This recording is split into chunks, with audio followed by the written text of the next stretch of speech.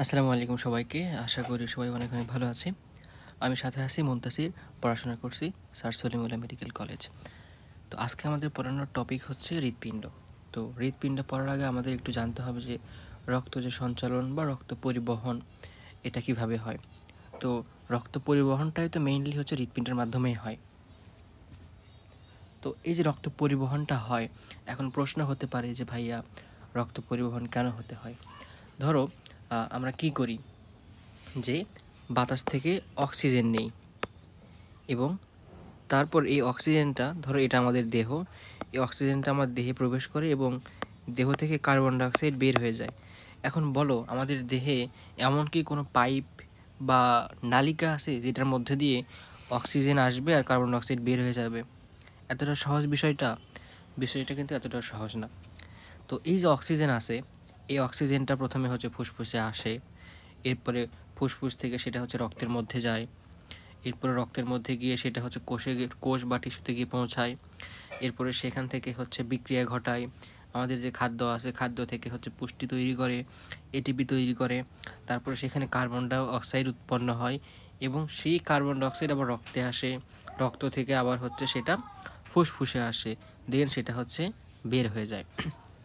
তো এই যে একটা প্রক্রিয়া কি কি ঘটলো, তাহলে দেখো আমাদের অক্সিজেন পরিবহন, কার্বন ডাইঅক্সাইড পরিবহন, এগুলোর জন্য কি দরকার? রক্ত পরিবহনটা হওয়া দরকার। এরপরে আমাদের পুষ্টি যে সরবরাহটা হবে সেটার জন্য কিন্তু কি দরকার? পুষ্টি সরবরাহের জন্য আমাদের হচ্ছে রক্ত পরিবহনটা হওয়া দরকার।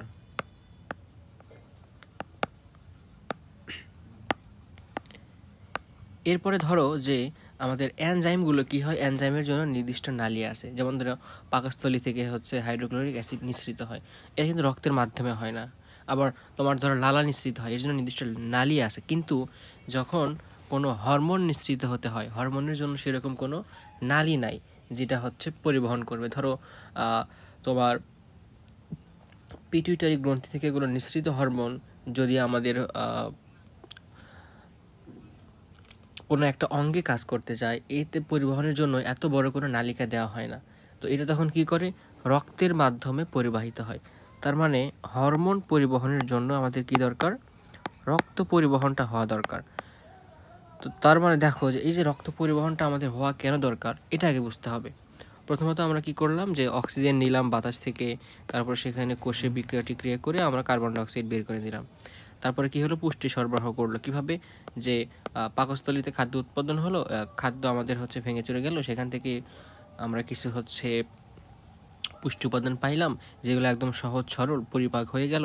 সেই পরিপাকিত উপাদানগুলোকে আমরা কোষে নিয়ে গেলাম।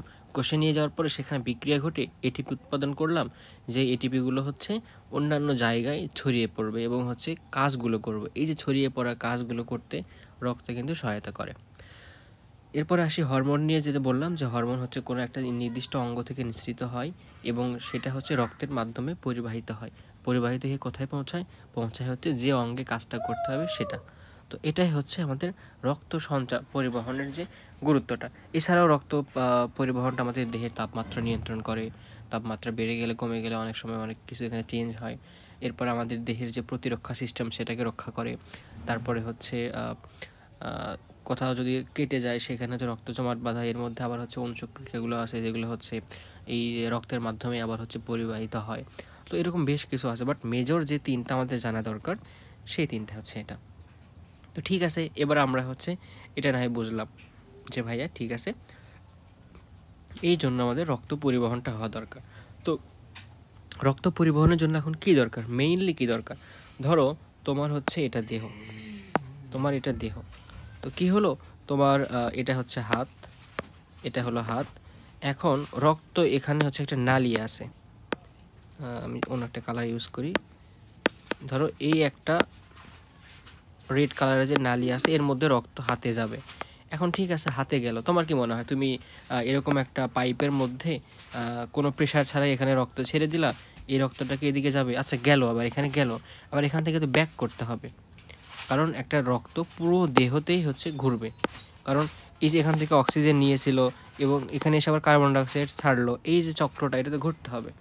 তো এই যে রক্তটা সারা দেহ এখানে হচ্ছে তুমি যেখান থেকে ছাড়ো না কেন সারা দেহে যে পরিবাহিত হতে হবে, তো এই পরিবহন হওয়ার জন্য তো একটা প্রেশার দরকার। তো তার মানে এখানে একটা প্রেশার ক্রিয়েট করার বিষয় আছে। এখন প্রেশারটা কে ক্রিয়েট করবে? এখানে অবশ্যই হৃৎপিণ্ড ক্রিয়েট করবে, রাইট? যেমন ধরো ঠিক আছে, তাহলে এখানে তোমার হচ্ছে রক্ত আছে, এখানে তুমি একটা হৃৎপিণ্ড দিলা, যে হচ্ছে এখানে আপ ডাউন করে করে প্রেশারটা ক্রিয়েট করলো, যেখান থেকে রক্ত এখানে যাবে, আবার রক্ত এখানে হচ্ছে ব্যাক করতে পারবে। তো এটা হচ্ছে হৃৎপিণ্ডের কাজ। হৃৎপিণ্ডের কাজ কি? প্রেশারটা ক্রিয়েট করা। তোমরা হচ্ছে তোমাদের বুকেও দেখতে পারো হৃৎপিণ্ড যেটা আছে সেটা হচ্ছে লাবডাব লাবডাব সাউন্ড করে। তো এটা হচ্ছে প্রেশার ক্রিয়েট করে। কিসের প্রেশার? রক্ত নালিকায় যে প্রেশারটা দরকার সেটা। তো এই যে প্রেশারটা ক্রিয়েট করলো, এখান থেকে রক্ত এখান থেকে ধাক্কা দিয়ে বের করে দেয়, আবার এই রক্ত টেনেও নেয়, তার মানে ধাক্কাও দেয় এবং হচ্ছে টেনেও নেয়। ঠিক আছে, করলাম। এখন আমাদের দেহ তো অনেক বড়, তো শুধুমাত্র এখানে একটা হৃৎপিণ্ড দিলে তো এত যদি পুরো দেহ মিলে যদি রক্ত থাকে, তুমি এখান থেকে যদি একটা ধাক্কা দাও পানির স্রোতে, ধরো তুমি হচ্ছে কোনো একটা পুকুর, এটা তুমি পুকুরের এখানে একটা ঢিল ফেললা, ছোটো একটা ঢিল ফেললা, তো কী হবে? সর্বোচ্চ একটা নির্দিষ্ট এরিয়া পর্যন্ত এখানে কম্পন হবে। ওকে, কম্পন হলো, তারপরে কি হবে? কাজ কি হবে? তোমার তো পুরো পুকুরে ঢেউ সৃষ্টি করার কথা ছিল, পারলা না।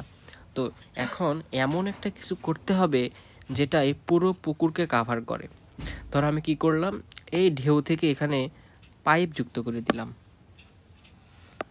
কি করলাম ভাইয়া? এখান থেকে একটা পাইপ দিলাম, এখান থেকে একটা পাইপ দিলাম, এখান থেকে একটা পাইপ দিলাম, যেন একদম প্রান্তিক পর্যায় পর্যন্ত এই যে পাইপগুলোর মাধ্যমে এই যে ঢেউ বা এই যে প্রেশারটা সেটা যেন ছড়িয়ে পড়ে। আবার একই সাথে এই যে ঢেউগুলো যেগুলো ছড়িয়ে পড়লো সেগুলো যেন আবার হচ্ছে ব্যাক করতে পারে। ধরো গ্রিনগুলো যেগুলো আছে এগুলো হচ্ছে ব্যাক করতে পারবে।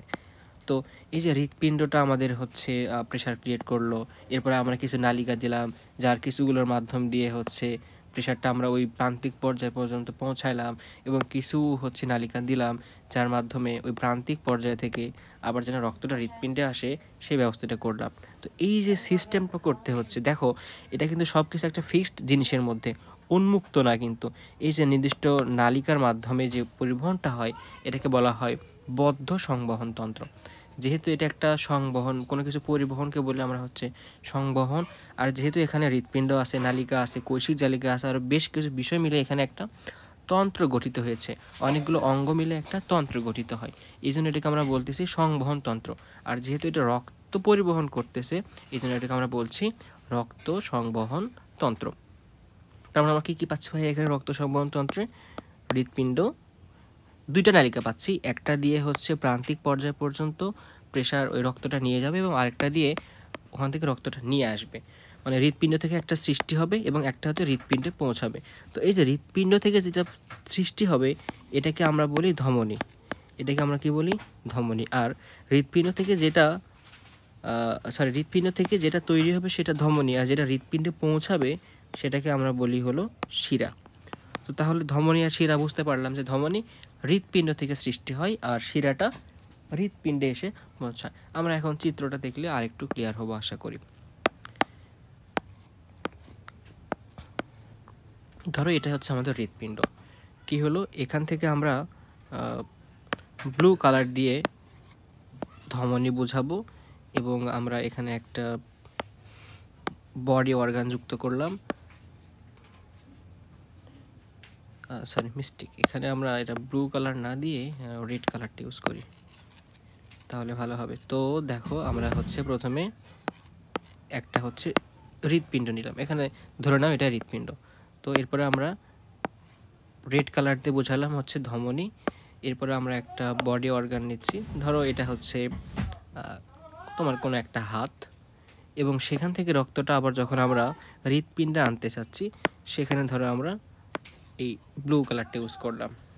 তাহলে ঘটনা কি হলো একটু খেয়াল করো, যে এটার মাধ্যমে রক্ত এই অঙ্গে চলে আসলো আর এটার মাধ্যমে হৃৎপিণ্ডে এসে পৌঁছালো। তো এই যে লাল কালার যেটা, এটাকে আমরা বলছি ধমনী, যেটা হৃৎপিণ্ড থেকে উৎপন্ন হচ্ছে, এবং এই যে ব্লু কালার যেটা, এটাকে বলছি আমরা শিরা, যেটা কি হচ্ছে ভাইয়া, যেটা হৃৎপিণ্ডে এসে পৌঁছাচ্ছে। এবং এটার উৎপত্তি কোথায়? শিরার উৎপত্তি হচ্ছে এই যে অঙ্গে বা কৈশিক জালিকায়। তাহলে এখন দেখো দুইটা জিনিস এখান থেকে শেখো, যে উৎপত্তি, উৎপত্তি আর হচ্ছে সমাপ্তি। বলো তো ধমনীর উৎপত্তি কোথায়? ধমনীর উৎপত্তি হচ্ছে এখানে, এখানে মানে কি হৃৎপিণ্ডে। আর ধমনীর শেষ কোথায়? এই যে অঙ্গ বা কৈশিক জালিকায়। তাহলে ধমনীর উৎপত্তি হৃৎপিণ্ডে, সমাপ্তি হচ্ছে কৈশিক জালিকায় বা অঙ্গে। আর শিরার ক্ষেত্রে উৎপত্তি কোথায়? শিরার ক্ষেত্রে উৎপত্তি হচ্ছে কৈশিক জালিকায় এবং সমাপ্তি হলো হৃৎপিণ্ডে। তাহলে ধমনী আর শিরার দুইটা পার্থক্য আমরা শিখলাম। এবার দেখো নামকরণ করতে যাচ্ছি। ধরো এটা হচ্ছে কিডনি। কিডনি কিডনি আমরা যেখানে পাবো সেখানে একটা ওয়ার্ড মনে করে নেব রেনাল। রেনাল তো ধরো এটা হচ্ছে রেনাল বা কিডনি।